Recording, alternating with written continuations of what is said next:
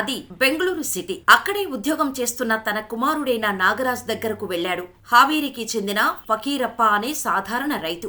Nagaraj online లో తన కోసం మరియు తన తండ్రి కోసం 2 టికెట్స్ కొనేసి రెడీ అయ్యి మాల్కు వెళ్లారు. అంతే, షాపింగ్ మాల్ సెక్యూరిటీ మీ నాన్నను లోపలికి పంపించడం కుదరదు, మీరు మాత్రమే లోపలికి వెళ్లడం కుదురుతుంది అని నాగరాజ్ తండ్రిని ఘాటు వద్దే ఆపేశారు. వేరే బట్టలు వేసుకొని వస్తే మాల్ లోపలికి అనుమతిస్తామని చెప్పారు సెక్యూరిటీ ఆఫీసర్స్. తండ్రి కొడుకులిద్దరికి చిర్రెత్తుకొచ్చింది. అంతే, ఫోన్ తీసుకొని కెమెరా ఆన్ చేశాడు. ఇది బెంగళూరులోని జీటీ మాల్. మా నాన్న నేను ఇక్కడ సినిమా చూడటానికి వచ్చాము, కానీ మా నాన్న ధోతీలో ఉన్నారని లోపలికి అలౌ చేయటం లేదు అంటూ చకచకా వీడియో తీసి సోషల్ మీడియాలో అప్లోడ్ చేశాడు. అంతే, ఇంకేముంది, ఇది కాస్త గంటల వ్యవధిలోనే వైరల్ అయింది. ఒక రైతు ధోతీ కట్టుకొని మాల్కు వస్తే తప్పేంటి అని నెటిజన్స్ ఫుల్ గా మాల్ మేనేజ్మెంట్ ని ఆడేసుకున్నారు. మాల్ ని వారం రోజుల పాటు మూసివేయాలని ఆర్డర్స్ పాస్ చేసింది కర్ణాటక స్టేట్ గవర్నమెంట్.